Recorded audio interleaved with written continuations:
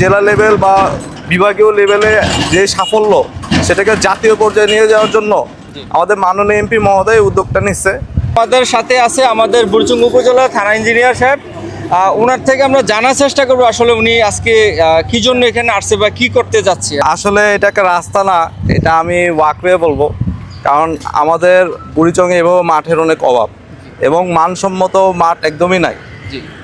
তো আপনারা যদি আধুনিক দেশে দেখেন অথবা ঢাকার এই বিখ্যাত মাঠগুলো দেখবেন যে মাঠগুলো সামনে একদম সুন্দর ঘাস দিয়ে ভরা, চারপাশে ওয়াকওয়ে আছে এবং অনেক নিট অ্যান্ড ক্লিন। যে ওয়াকওয়েটা দেখতেছেন আমরা এটা একটু হালকা এলিভেটেড রাখছি, যাতে যদি দর্শক যদি জমজমাট কোনো খেলা হয় তাহলে হিউজ পরিমাণ দর্শক আমার এখানে এই ওয়াকওয়ের উপর বসেও একটা উপভোগ করতে পারবে ম্যাচগুলো।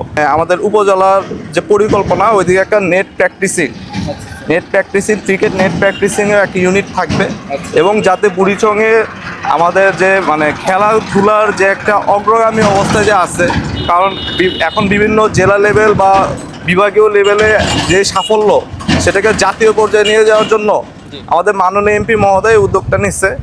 এখন আমরা এই ওয়াকওয়ের এই যে টাইলসটা করতেছি, দেখেন দৃষ্টিনন্দনভাবে আমরা ডিজাইন সিলেক্ট করতেছি। আপনারা যদি মানে ক্যামেরার মধ্যে দেখান তাহলে দেখবেন, তাহলে আপনারা বুঝতে পারবেন।